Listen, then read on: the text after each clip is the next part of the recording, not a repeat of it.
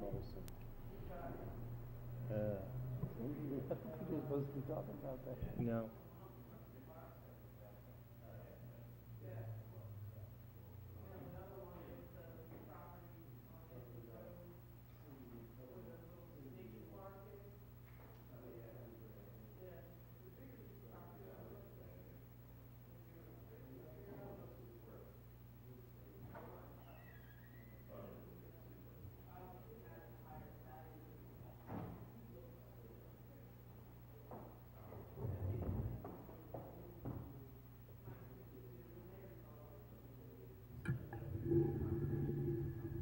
I know, isn't this great that we have John on our, it's like perfect timing to, you try to get. I like to excuse myself. We talked about that. Well, there's no real, I can understand that. there's no real decision on it. There's no real decision, it's just a process. A decision about what? Put conservation easements. Oh, you mean just any, but you can advise us on what to do, how to do it, you know, how to be involved and make sure we can conserve every little spot we can. That's got trees or some natural feature we want to preserve.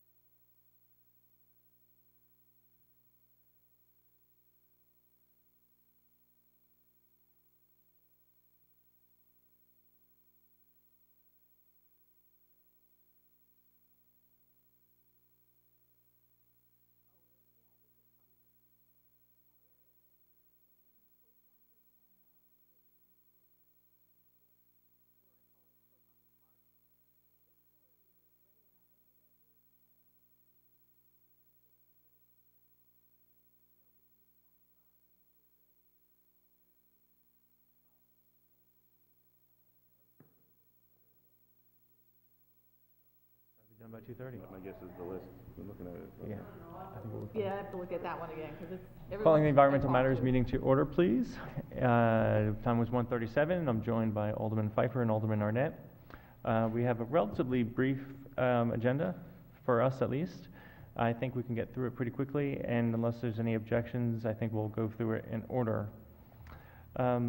First thing we have is approval of minutes back from October. Move approval of the minutes. Second. All those in favor? Aye. Motion passes. Next, we have appointments. The appointment of John, is it Turgeon? Yes. Am I saying it right? Good. To the Environmental Commission. Would you please step forward, you can come to the table and make sure the microphone has a bright green light? Yeah. Okay. And if you could introduce yourself to us, please. So my name is John Turgeon. I'm a resident of the city in Ward 4, and I currently work for an organization called the Maryland Environmental Trust, which is a unit of the Department of Natural Resources. And my work there is primarily land conservation. I work on conservation easements. So we're also working on doing some BMP type work with landowners that have protected their land with us. We're partnering with some organizations to do tree planting and stream restoration projects on protected land to try to get into the TMDL business. So my background is in urban and regional planning. I've been working since late 90s in this field and primarily environmental planning.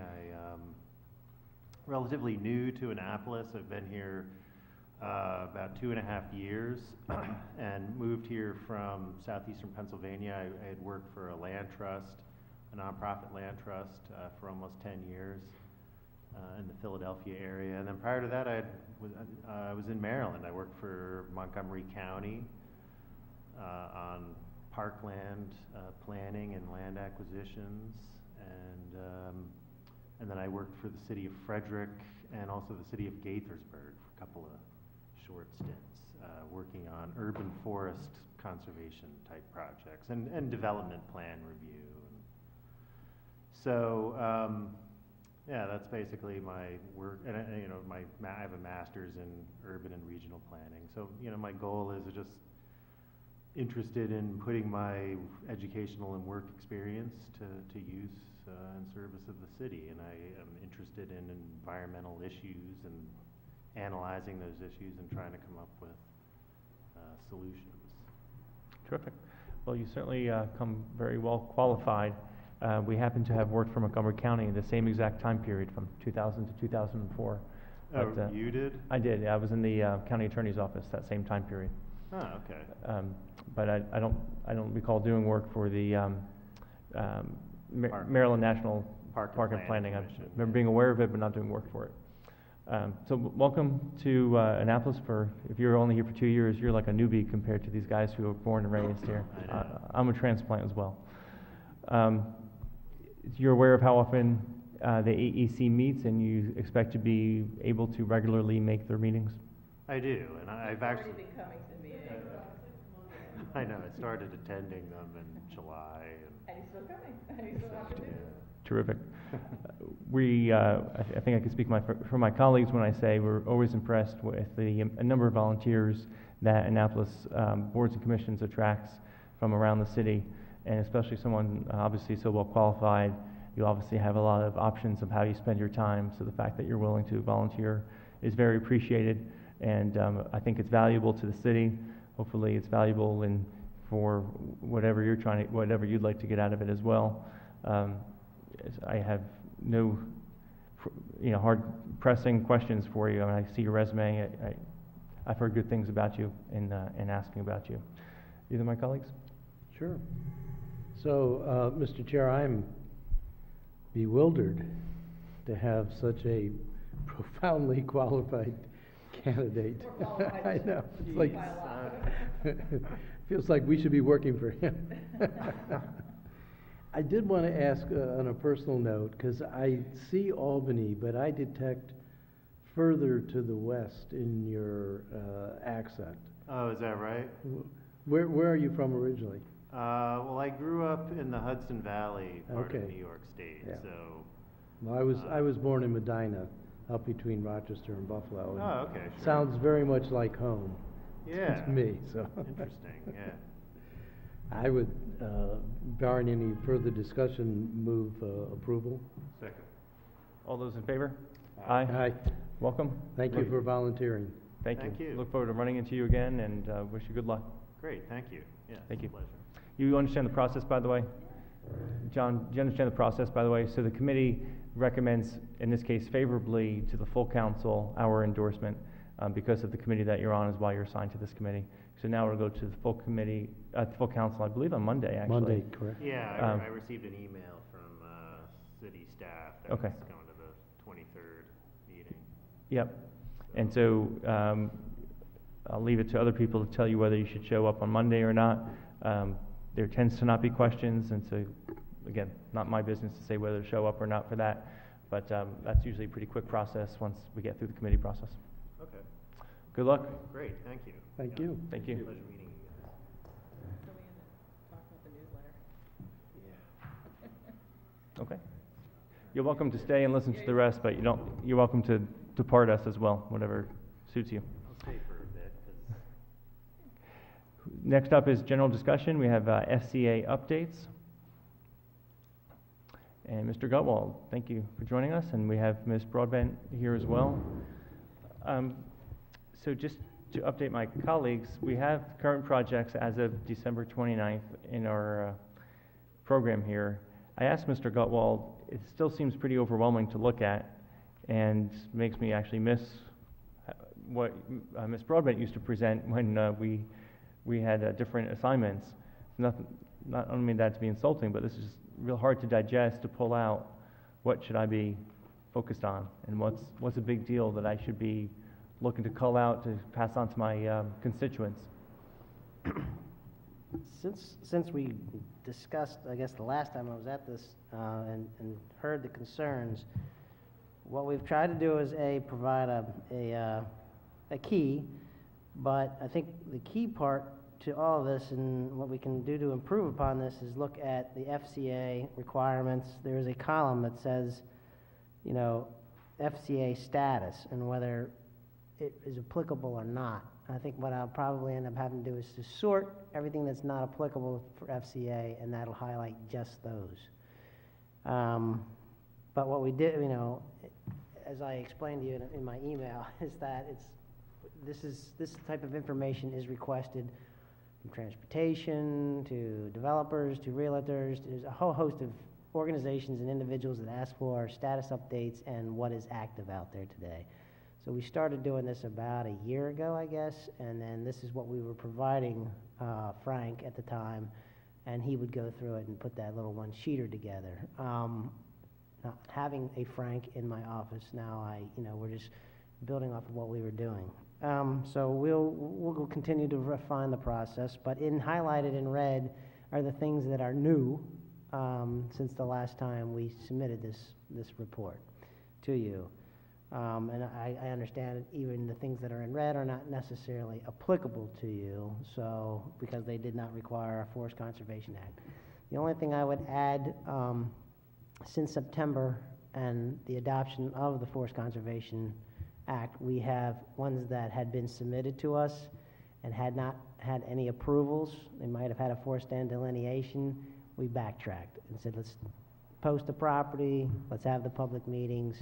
So that was like Terrapin Station, the library, VIN 909. There's about 4 or 5 of them that we said, back up, let's start this from the beginning just to make sure, since you got caught in the middle of the Forest Conservation Act. I'm sorry, I'm not hearing it clearly. There was a Are you saying that they filed forest land delineations before the new FCA? Correct. But not conservation plans? Correct. And so you're going to ask them to We basically did. treat the new forest land delineation as filed after the date? Correct. Okay. Yeah, Okay. we made them post the property, we had a public meeting, Okay. recorded that public meeting, Right. and then continued to move through the process. I just wanted to let you know that they were one of those tweeners, if you will, so we just started it from the beginning, so. Any issues there? No, so, I mean, they were non-issue properties really anyways, so. Not forested property, probably. Right, well, the library was one of them, you know, Right. it's kind of, that's give you an example. Yep. Were you also following the new requirements for posting the information online? Mm-hmm. Okay. Yep. Okay. Ms. Butler, Is there any specific questions? forgive me for putting you on the spot on this, but I recall somebody from the ECE saying that there were some questions about whether the department was following the new notice procedures. Are you aware of anyone from the ECE or any statement? Do you have any? Yeah, I think there were a couple that were that notice wasn't posted anywhere. And I think one of them starts with an H, like Hudson or Houston, and even though it was 40,000 square feet, didn't have any forest on it. It may have been necessary to do some afforestation, but no one really knew about it because it just happened without any notice. But I have to check the name of it because I can't think of the name of it. That's absolutely fine, it's more than 40,000. Ms. Butler, can you make sure you're speaking to the mic when you're Oh, sure, addressing us? sure. Thank you. Yeah, I think we were concerned about a property on Hudson Street that was more than 40,000 square feet, so it would have been subject to the Forest Conservation Act, and we just didn't get notice of it. By the time we did get notice of it, it was I think through the process. So we just want to make sure that we get notice, and I'm sure this is a whole new process, so. That was our first one that came in under the new, I mean, right from the start, if you're talking about it's absolute fire is what it is. It's behind, it's over the valley, if you will, behind the Capitol building, but accesses off of Hudson. Okay. It's completely forested property. So, yeah, we posted that property and we did, I mean, I don't know what we didn't do to notify who, you know, but it was. Oh, I think just being on the website, or if you can, We've modified that slightly. It is now, there's a link to e-track it. So we're not, everything is being scanned and put into e-track it. So you have to go in, and now that we've modified e-track it, you can now search by address, you know, by name, all that kind of stuff. Because I understand, from my understanding, that was the problem with e-track it. So we're not scanning the things and putting them on the website, well, under our forest conservation section of planning and zoning, there's a link to e-track it to search for the projects. Because we're scanning and putting everything, we're working through the track it system online permitting process to put everything up on the site. Okay. So that's a little different in the process. Right. And there used to be a place on the website that just says FCA projects under review, But that's and not- it was just a separate place to find things, and it was easier. Is there still that? No, we've Okay. modified that to say, go to this link, which takes you to e-track it. So you have to go to e-track it to So if you just wanted to look up just the FCA projects, is there a way to do that, or to know which projects are Well, if FCA? you can go in and look for FCA, and you're probably gonna have to know the address through e-track it. But if you don't know the address, If you're not aware that there's anything coming up, how do we find something that we should be working on or looking at? I'll double check that. I think you can query on just FCA or FSD, FSD or FCP. Those are the three numbers. It should give you a list of the projects that are out there. I'll double check that and e-track it though. maybe just the next time we come, I wonder if you might be able to set up, so if we were the average consumer, if we're curious about what FCA projects, maybe we could just see navigate and to show us how it works, so we're aware. All right, so I don't want to go line by line here. Maybe you could just go down the list and you call out to us what you think we should be aware of, kind of, for whatever reason. What's new is 929 West Street. That's a parking lot, basically expansion, and then FSD has been approved, and the preliminary FCP has been approved. I'm just going to go through. 1415 Forest Drive and 1503. Yeah, you asked about those the last time. There's no status change on any of those. Okay. Is that the, it's not the pit, what's it It's called? next to it. 1503 is next to it. Okay. 1415 is the cabinet place, right down the street from it. They are, I think they're going through their grading permit right now. And they're trying to replace the old cabinet store is trying to replace with a two-story building? Yeah, they're commercial adding an building? addition to it, yeah. Okay. What else on the list? I would just point out the public libraries has been in. Like I said, we did the public meeting. Their FSD has been approved and they have applied for a forest conservation plan. That's not new, I just, Is that point going to that out. be, is that any forest coming down?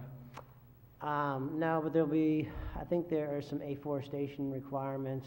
They're trying to keep the row of trees to the left. If you're facing it, on the left-hand side, there's 2 rows of big trees.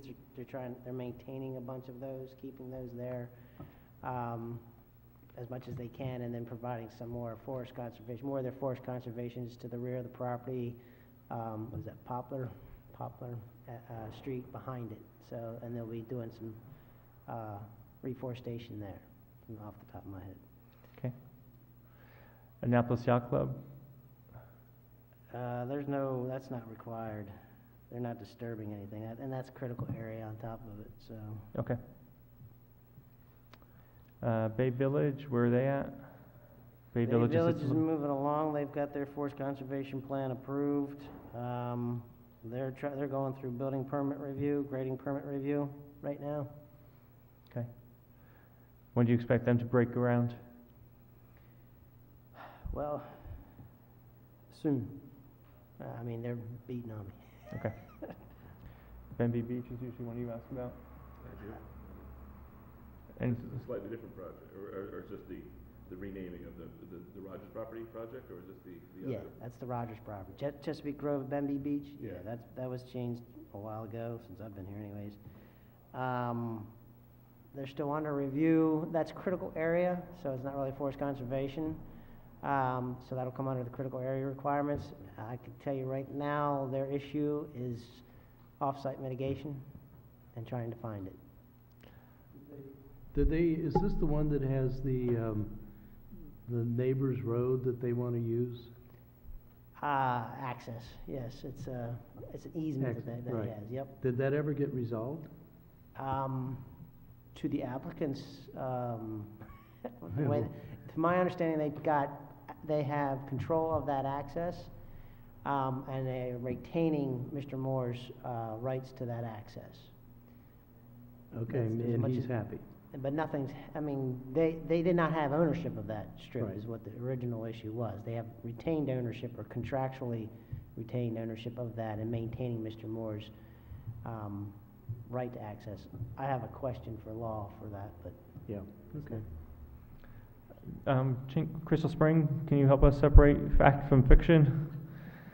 We certainly, I believe, I imagine everyone read in the paper the other day the same thing I read about new plans being filed or planned to be filed.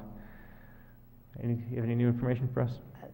I know they have been working to revamp and sort of separate, but I have nothing formally submitted to me, just it's been conceptually talked about. How come we've seen the plans then? You've seen the plans for, Tom and Bob Agee they showed me the plans on their for screen. for on the their- CCRC? Yeah. You got one up on me then, 'cause So I mean, not- I'm sure they're, higher, it's a high pay grade in me, I don't know. They have talked about in conceptual, but I don't have anything in front of me, I have Okay. nothing, so. So that's still preliminary, Yeah, I talking mean, about it. So in the paper, there was discussion that it would proceed as a special exception, and can you help us, and my colleagues probably know better than I do, would you still have a public hearing? it would be through the Board of Appeals, yes. And Okay. there would be a special exception is a Board of Appeals, review process, so they have to meet the criteria for a special exception. So the Board of Appeals would be the deciding authority? Yes. Your department would make a recommendation, it would go to the Board of Do a Appeals? staff report, right, and then it would go to the Board of Appeals. So it wouldn't actually show up to them as an appeal, even though that's what they're called? No, right, it's, Okay. they review appeals of decisions of whatever department I make, and then they also are responsible for special exceptions and variances. Okay. Special exception for what? For the use. So there are, in your use charts, you have uses that are permitted by right, Right. permitted subject to standards, and then you have special exceptions. Any use that is a special exception has to go through the Board of Appeals. So So if like we looked in- restaurants in the C1 zoning classification, Right. it's a special exception, has to go in front of the Board of Appeals for a restaurant in that So if we district. looked at the use tables for that parcel, a senior citizen thing would not be a permitted use. It would be an S, which means it's permitted. Special exception isn't permitted, it just means you have to meet certain standards and go through a public review process. Okay. And what are the critical questions that would be asked there? are What the- test has to be What are passed? the standards? Off the top of my head, it's like site design criteria.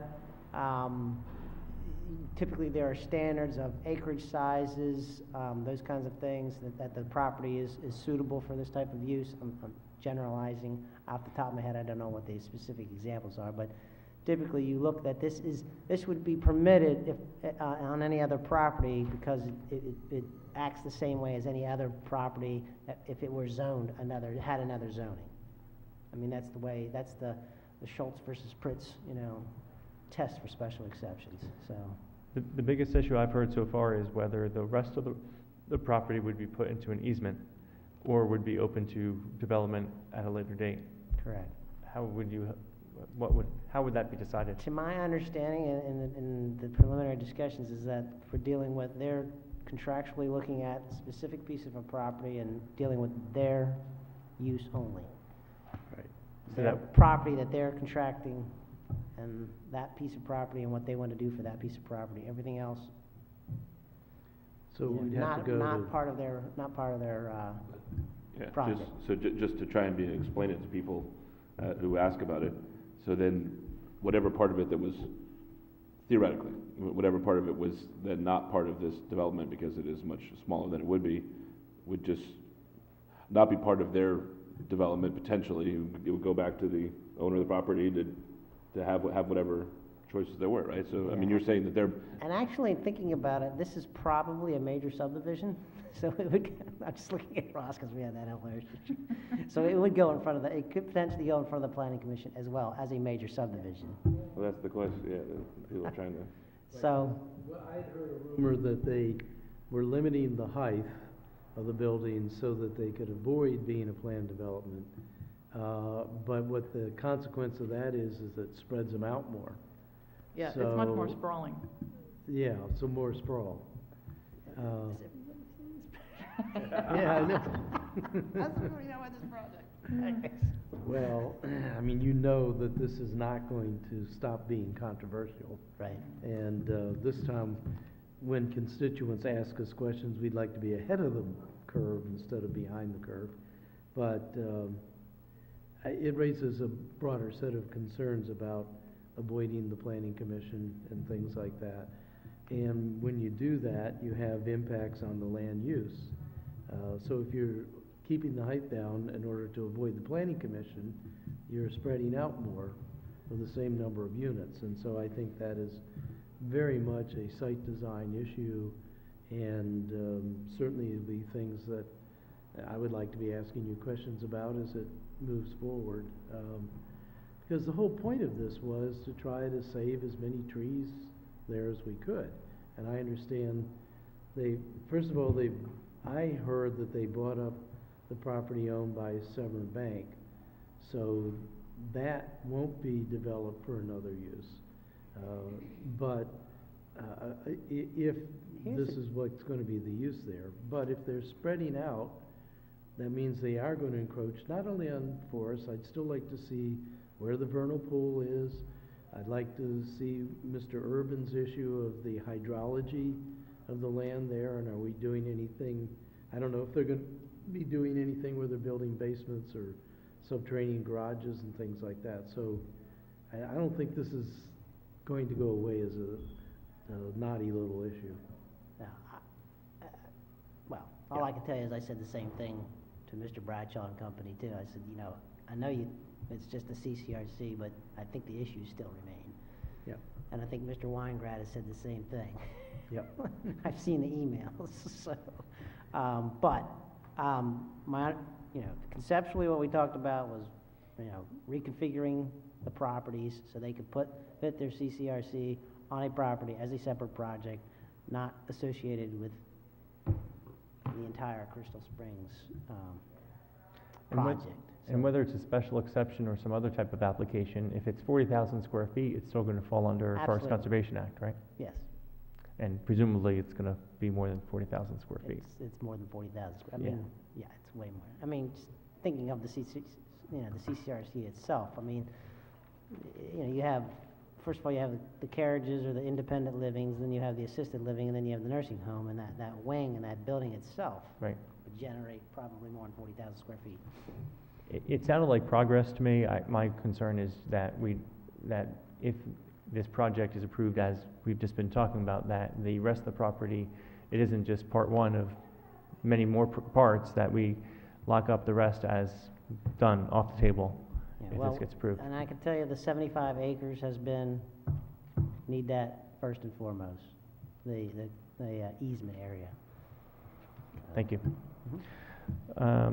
Moving on, other projects that jump out at you, Director, that we should hear more about? I went to sleep, so. Monarch Academy, that's certainly something we hear about periodically. I I'm see sorry? traffic study approved, under construction. That was a quick traffic study. The Monarch Academy? Yeah, Is that what you said? The Monarch School? yep, Actually, no, that wasn't, but that's just a building permit, so there's no that's a interior renovation, Okay. essentially, and some modifications to the grounds for circulation and traffic patterns, but what did the traffic study come back, require new, we had a New- couple of improvements that, the thing that took the longest was working with State Highway Administration, because originally the traffic study said that a traffic signal, would be best at the Gibraltar and West Street intersection. State Highway said, no, don't want that, so we came up with some operational improvements to improve the right in, right out, and restricted movements, an operational traffic condition to make them go down to, what's the next street down, Admiral, is it? To get to Moreland Parkway. and around, requiring the buses to take that avenue rather than make the lefts out of there. And then restricted movements at Hudson and West Street because of the safety concerns primarily, but there is a minor street volume issue. State Highway was more concerned about the main line, continuing that, so that's why they were not supportive of a signal at the intersection. Is that work going to be done before the building's opened as a school? It's supposed to be bonded or constructed prior to UNL. So Yes. bonded but not completed? Well, I've asked for it to be completed, but barring any unforeseen circumstances with State Highway because of their permitting process, it may be, not quite as it gets to go But open. it'll be close. But it'll be close. Okay. Yeah. Okay. Parkside Preserve, anything worth sharing? I don't- Nothing new? Nothing there. Okay. Um, Primrose Hill, I see moving along. Any others interest anybody? Go for it. So, lofts at Eastport Landing. I called Tom, because yesterday I was coming up Chesapeake Avenue, and for some reason, I was in stop-and-go traffic down at Burnside. So I was going out of Eastport, and I couldn't figure out what was going on.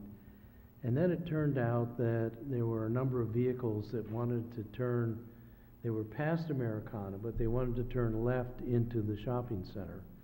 And they were being held up by the oncoming traffic. And it occurred to me that with the new design, it's not Americana that will necessarily be the choke point.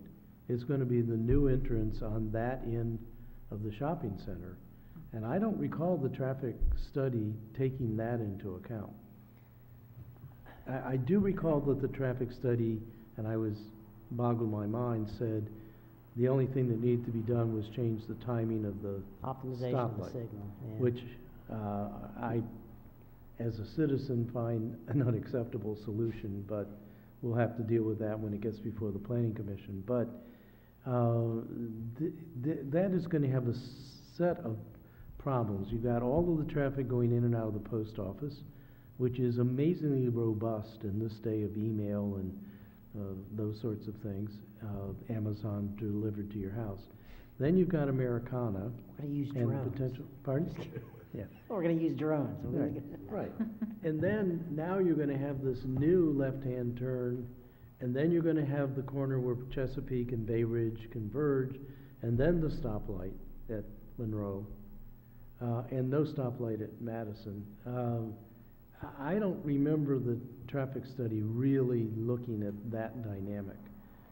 I would ask that the planning department go back and take a look at whether or not the traffic study captured all the realities of the new kinds of things that will be going on there. I'll take a look at it. I personally did, I looked at the conclusions essentially, so I didn't get into the Right. needles in the haystack sort of thing, but I can look at it to see what else we might have missed. But right now, yeah, based on that traffic study, Transportation Department essentially looks at it from an operational standpoint as well. So, we didn't get many comments, so I'll take a Okay, look well, at I it. think we need to look at that. And then where are we with, because Tom and I talked about the parking study, which was unusual in its 4 regions and what it was counting and when it counted and so forth. And I know he reported to me that he was not satisfied. Are we still going back on the, and then we had the dialogue yesterday with the mayor, and then I saw email traffic today where the mayor said, no waiver of parking spaces. We're not really talking about a waiver. We're talking about, what's the term of art for double? It's a parking analysis is what it is. Because mixed use doesn't, you go to the parking standards in the zone Right. code, there's not mixed use and says this is how many. Right. So you do an analysis to say, okay, these are the different types of uses, these are the parking requirements that would be needed to meet these types of uses because they have different operational hours. Right. That's what What's that it part, called? Swing? that's what that analysis was about. So Right. we have to look at that and say, okay, what did they do right, what did they do wrong? I have it on my desk to review now. Good. I don't normally get involved in the details of each and every project, but I will with that one, so. And in the meeting with the mayor yesterday, we didn't get into the site design, the facade, but it was hard not to harken back to 1901 West Street. And as I was driving in today, coming out of Burnside, I thought, well, right now is when I'm going to start to see those big buildings encroaching out to Chesapeake Avenue. It has some pluses and minuses. When you're going from my direction out, it hides the shopping center, which I think is a minus. When you're coming into Eastport, and that big building will hide the ugly post office, but it is still going to be, even with all of Wilson's machinations, pretty monolithic facade. So I guess this is, be prepared. Is it going to be in March for the Planning Commission? I can't say for sure right now. Okay. I mean, the parking is a question, and what are they gonna do? And we have a meeting set up with them to discuss some of the comments that the department has and the other agencies have provided. So I will know more by then, whether they're gonna make the March deadline or not, or time frame. I shouldn't say deadline, it's a time frame. So my email is starting to heat up, and it is fairly negative. One of the things that the Civic Association has suggested, and it didn't really get emphasized in yesterday's meeting with the mayor, but I see where Leo Wilson has posted at the, whatever the old warehouse, what's that called? Oh, Hopkins? At the Hopkins The sale warehouse, loft. but I Oh, the can't. sale think- loft. Sale loft, yeah. We already have, Not to be confused with the These- lofts at I know. the Eastport. yeah, we're lofty people in Eastport. Is there a way we can get the developers in advance to post those facades on a billboard so that people understand? Because right now it's somewhat nebulous about what the impact of that new structure is going to be. And so I don't think people. What are you have- talking about? Are you talking about the rendering Yeah, that's posted up the on ones properties? that were rolled out on the table in the conference room yesterday. But Leo has something like that posted over at Hopkins Yeah. Warehouse. Also at 9 St. Mary's. Pardon me? He also has it at 9 St. Mary's. It has Right, the yeah, same. so I think sort of that's a concept. very helpful visual for people to understand what's Okay, we coming. talked to him. Yeah, all right. And they will, are you coming to the Civic Association meeting tonight? No, I Good, wouldn't. I don't think you should, but let the mayor twist in the wind by himself. But there will be questions about the number of parking spaces and the statements he made at our meeting yesterday, which I didn't catch it, but it was reputed that you didn't keep a poker face when he promised that. So, all right, thank you on that. Mr. Gottwald, any new update on the on the sector study for Forest Drive? I think you gave me a pretty recent update. Yeah, Sally, I mean, we've notified the bidder, and we need to set up I think it's like a stakeholders or, setup meeting and a pre-meeting with them to sort of outline the schedule of events. But we did select a bidder, finished the RFP, selected a person, a contract, and I guess we have to be quiet until that's actually awarded and accepted, or the contract signed. I don't know if I'm allowed to say who it is. Okay, when do you expect to be able to announce that? I'm hoping, I saw an email from Brian yesterday, so, I think he was asking us to review one last time what do you call that, the best and final kind of thing. So, I'm hoping next week, or the next couple of weeks, because we really need to get that rocking and rolling. Yeah. And just so you know, we have been working with the University of Maryland on that corridor from a transportation land use analysis. And Good. I'm hoping that's a model for the future of how we can, somebody says, no, that's not what, or 2 years from now, no, that's not what happened. This is what we planned, but that's not what happened. So okay, now change the model. This is what happened, or this is what we know. We have more data. We have it's clear of what's going on this property and that property, we can plug the numbers into the model and see what it means, so, you know. Please keep me posted. Alderman Arnett? For the edification of the committee, I think you all received the letter from the Eastport Civic Association, which was the topic of the meeting yesterday. At that meeting, we brought up a topic which predates Mr. Gutwald's time here, so there's no aspersions cast in his direction, but it was noting how far past due all of the studies in the comprehensive plan are. Yep. And the mayor in the hallway promised some of this year's money out of past year's savings to help expedite those studies, particularly since the next comprehensive plan is fairly far down the road. But I would suspect that these studies would be grist for the mill for a new comprehensive plan anyway. There's several things that are outstanding. I didn't hear how much. I think he promised $2 million. Man, that's half of my whole budget.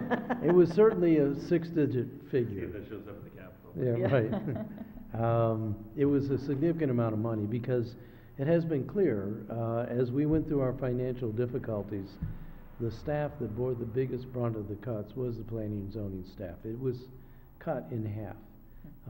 And we're paying that price now because when you have all of the day-to-day emergencies, and I'm sure Pete can give us chapter and verse on how he gets dragged away for this, dragged away for that. You just can't get to those studies, but they're required by law, and they're important, they're necessary.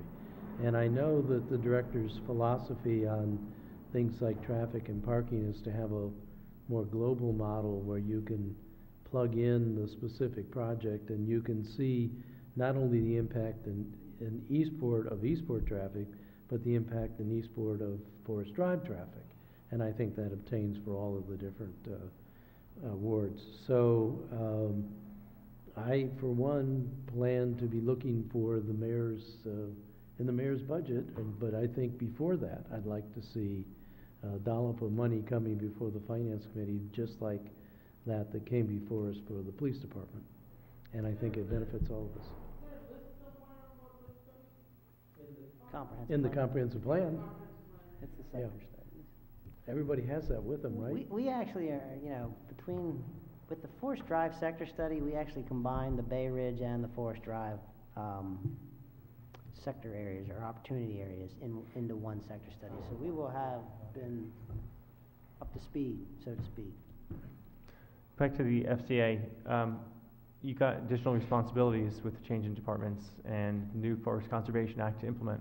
Do you have additional staff to help you? We're borrowing some staff. Okay. We're utilizing. Do you have adequate staffing? We work on just forest land delineation, Okay. forest land delineation piece, and the pre-construction meeting, the tree preservation, the fields. Okay. Do you, bottom line, do you have adequate staff to do your Well, responsibilities? I'm working through the kinks with 1709 and 14 and the forest conservation. It's added a little extra time to everybody's review. I've tried to streamline it as part of the review process, but I think the forest conservation plans and forest land delineation is kind of interesting. It seemed to be that there seems to be a little uptick in those right now. So if you were to talk to Tom Smith, he's feeling a little under the gun, so to speak, because there's clocks associated with that. So that's why, we've been leaning a little more on Jan and Maria, but, yeah, we would, it's. You should be getting some we're fees working through it. submitted with those now for the first time, right? You should Correct. be getting some money submitted. Mhm. And is it substantial at all? It goes right back into the general fund, so. Right. Might want to keep a tally, though. Seriously, Yeah. keep a little tally and figure out. in the We can do context that, of- we can figure that out. In the context of the next budget, I mean, I think the expectation would be that some of those fees would go to support the staff to then, Yeah, I mean, so we the- can work on that. One of the biggest things is just administering it, to log it in, get the Yeah. information, make sure it's complete, set a file up for it, so when the planner takes over, he starts reviewing it, he's not doing any administrative things. Right. So I'm working with Tom on that. So- Well, you could help you, just help us keep a tally of what those fees add up to. Okay. Along those lines, I fear I know the answer, but the FCA added all correspondence material to an application should be, I'm sorry, wrong line I wanted to highlight.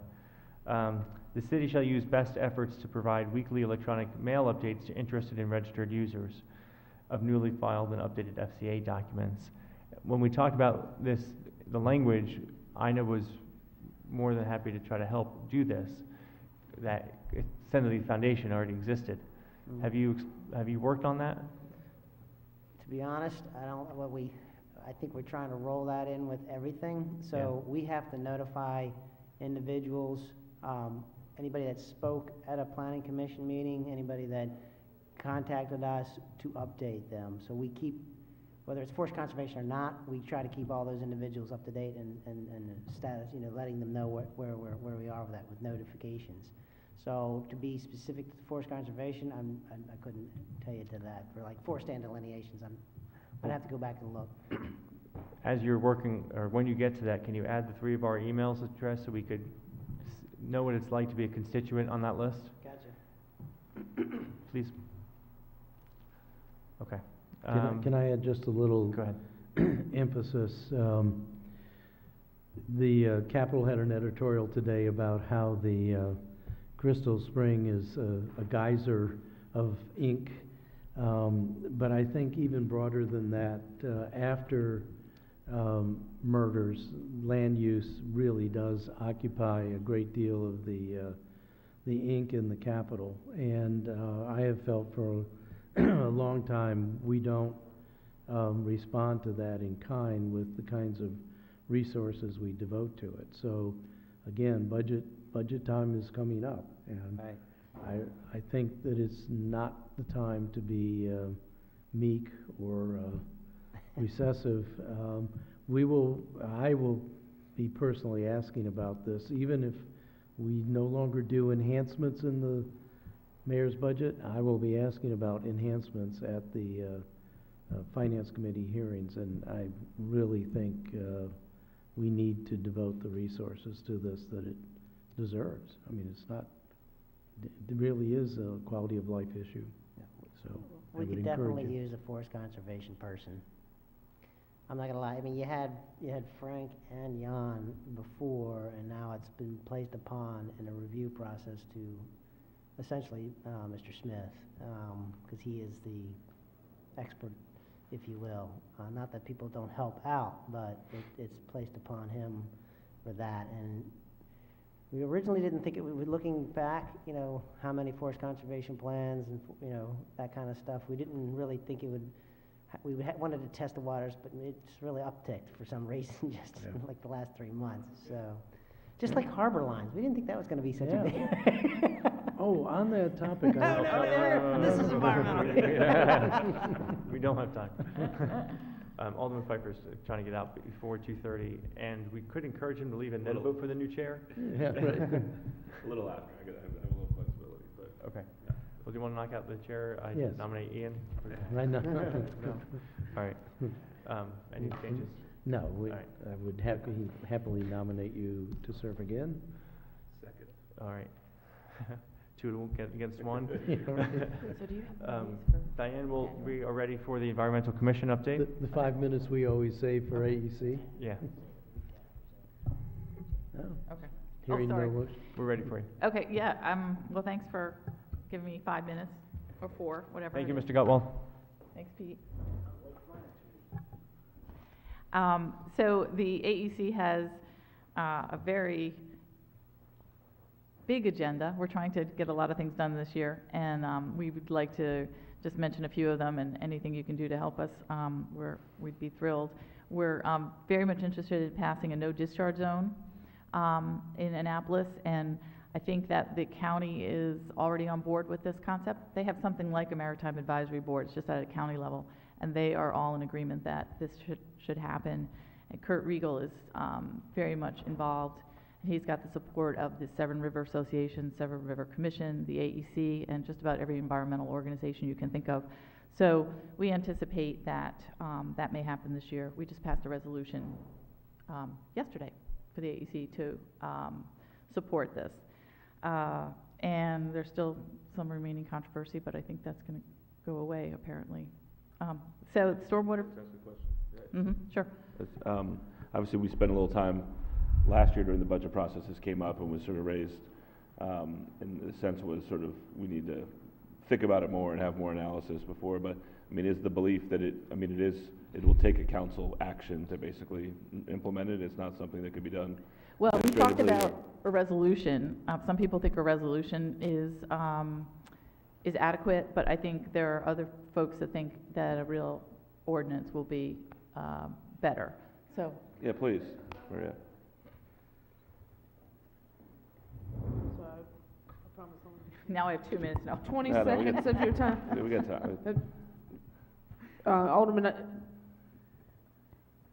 that it's a huge process, and I think it would be really important that there be a resolution sending staff forward in that process, you know, rather than waiting and going through that process and saying, Yeah. no, we don't really want that. So, Yeah, I mean, you know, I mean, having my the thinking resolve. is, I mean, maybe it's even more involved. I mean, maybe we should impanel a committee or something to make a recommendation to us or do something, because it is such a specialized thing. You know, and then that would give hopefully folks more comfort to say, yes, we should do this. And I just think when That would be Yeah. the best thing. That way everybody's clear what it is that we're going forward with and that kind of thing. And it wouldn't be somebody doing a lot of studying and then you decide in the end that, oh, sorry you spent all that time, but we don't want it. Yeah, so, we would be in you know, favor of and then resolution. the other folks, the industry comes in at the 11th hour and says, we have problems with this, instead of sort of having everyone comfortable that there's good trade-offs to be made here, and we understand why we're doing it. So I think, That's right. I mean, I'm not sure. I mean, we should figure out with the administration. I mean, it could be something as simple as doing an ordinance to create a short-term committee or something and appoint some people to it and give them a couple months and see what they come up with. I think that makes sense. I've had a few meetings with Ms. Gosling to discuss the issue.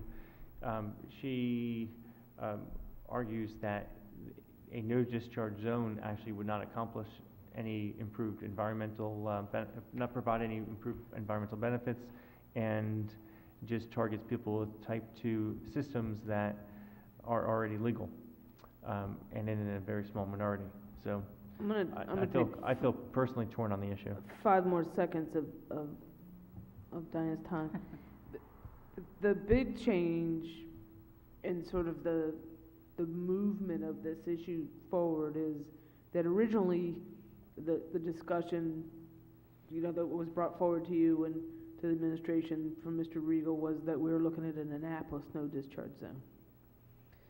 Now the environmental organizations that are looking at this are talking about a whole county-wide discharge zone. So what some of the folks were thinking of before has a much more global effect. That, you know, saying, you know, we already have it in Annapolis, so that argument sort of goes away when you're looking at it more county-wide waters. And it would be a problem to have it in the county and not in Annapolis, because then people would come into the city to discharge. And can you imagine? So has the county already done that, or are they in the process? They're in the process, and they're getting closer to that eventuality, so it's just a matter of time. We want to be not that far behind them. Exactly. No, Or roll into their process as much as we can. But for the reality of us getting something done, that should give some comfort to people to Well, who maybe two- haven't followed this. two But I- quick I points wanna- of- yeah. Type 2 might take care of the germs, but it doesn't take care of the phosphorus and the nitrates.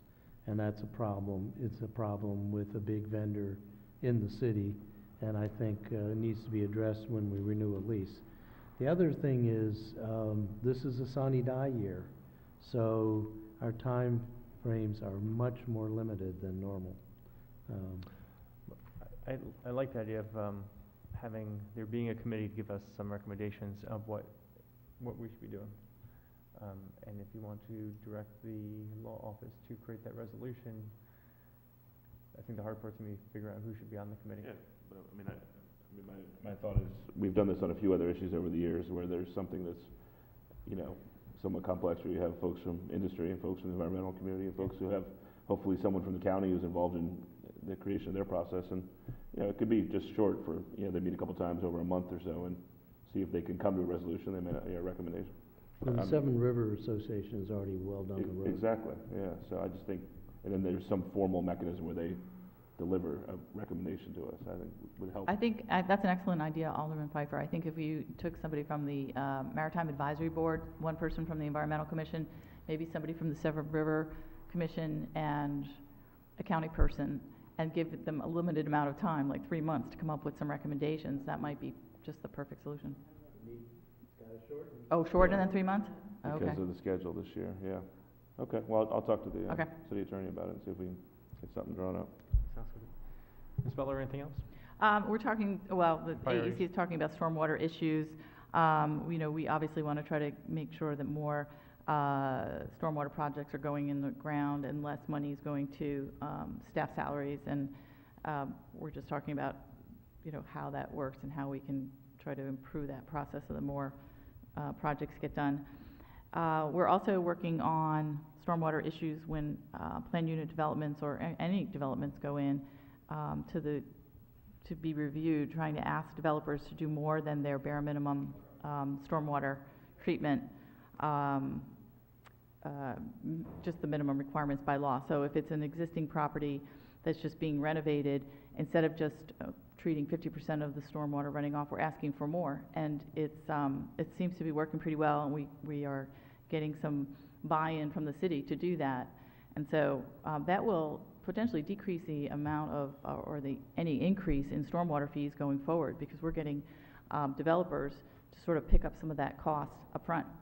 And that should save the city quite a bit of money, because these are all TMDL credits that we keep. So that's been an area of focus for us. The critical area, we met with the critical area executive director and her assistant a few weeks ago, and she was saying that Annapolis should really tighten their law and to look at Oxford. And also Anne Arundel County has some great language specific to marinas, and since we have a lot of marinas here, it would help to tighten up our law. So Bevan, Buchheister, and some of us are going to look at the critical area law, because right now it's not very tight, and people are tearing down trees right up to the water line and not having to replace them. I'd be happy to help you look at that. Mm-hmm. And then we have a tree master plan concept, and I'm working with Maria to figure out how we can increase our tree canopy. And it's been a while since we updated this old City of Annapolis tree master plan, which was really just a master plan of the city historic district trees. And so there's a lot of great technology out there. The conservation, Chesapeake Conservancy has just released basically an overview of the entire bay down to a 1 meter look-see, you know, at the trees. And so we're going to try to use that with the city's GIS system to map out all the places in the city where there's green space for planting trees. Some of them will be these trees for mitigation for projects where they don't have enough room to replant on site. And so that's going to be an effort that's ongoing. And we're just at the initial stages of talking about how that'll work. And then no net loss. We're going to support no net loss, and hopefully that will pass in the next month or two. And if we can do anything before then to... I'm expecting that legislation to be back from the Planning Commission and on this committee's agenda in February, which reminds me we need to, is February 1st, I'm sorry, not February 1st, is, sorry to interrupt you, Ms. Butler, February 24th, it's a Friday. Is everyone okay with moving this meeting? If you remember, I had asked you to move it from the 16th to the 23rd, which is a Thursday. Now I'm asking to move it to the 24th, the next day. What time are we doing it? I'm flexible, but I just proposed 1:30, since that's our normal time. Should work, yeah. Room available? Okay. Everyone okay with that? I'm fine with that. All right, it's official. Mhm. So I think Planning Commission should have that no net loss legislation ready for our review Oh, great. on the 24th. Perfect. I might suggest if the room's available, maybe even doing it earlier in the day if you expected that you were going to get a big turnout of folks that wanted to interact with you.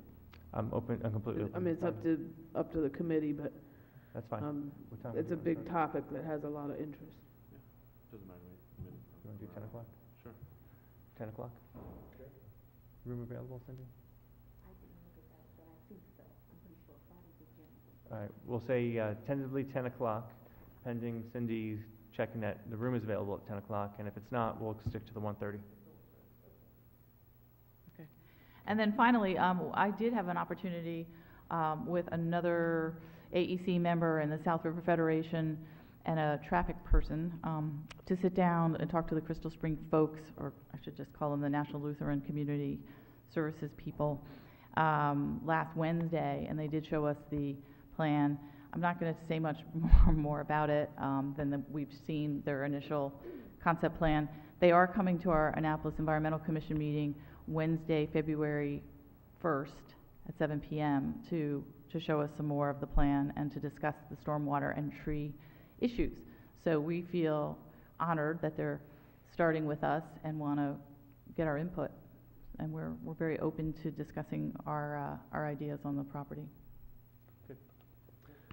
I was going to ask what topics if we want to lay out a few topics ahead. We've done that the past couple of years. I've been somewhat inconsistent about following our schedule, but trying to with Maria's help and Cindy's help. But I think with no net loss, that's going to tie up for February. February. Mhm. Yeah, so use February, and what I'm gonna ask is if Diane can send me her list, because I might be able to flesh some of that out into the topics that we bring forward Okay. to you for your meeting, so we can sort of be on the same page with that. I'd like to revisit the stormwater topic. I'm sure everyone here remembers we've talked about how the money's been spent at least once a year to try to track, and it's been pretty illuminating to see how much money, for instance, goes to staff salaries instead of actual projects. That's a near-term thing because, as we heard during the WIP presentation, we're only collecting about 1/4 of the money we need Yeah. to do what I think is de minimis in terms of addressing the TMDLs. So And maybe I think that's, timely, maybe, after you get through no net loss, because we're building the budget right now, and, Yeah. we have some little better numbers to work with for what we Mhm. expect it's gonna cost, and, good feedback from the community and that kind of stuff we can share with So you. tentatively, we'll figure March for March. stormwater deep That would dive. that would make sense. And then at some point, I honestly would encourage you to have the folks from the Chesapeake Conservancy come in and show you that 1-meter resolution GIS stuff that they have. It's pretty incrable. You Mhm. can And I see can get things them on a to do the tree by tree. Yeah, they can tell you how level. old the trees are, and then you can plan. You can say all the trees on Duke are going to be gone in the next 10 years, and make sure you have money in the budget to replant them and the trees you want, Hmm. instead of what we do now, which is not quite as well planned. But we can ask them to come in and do like a 10-minute presentation, and that could be, April. So, no net loss February, stormwater in March, and then trees in April. That sounds great. It's a good 3-month plan. Sounds good. That's all I Anything have. else? Anyone? Maria? Ms. Broadbent, I'm sorry. It's fine. No, nothing for me, thank you. Alderman Arnett? Second? Motion? Move to adjourn. All those in favor? Aye. Aye. Thank you, everyone. Thank you.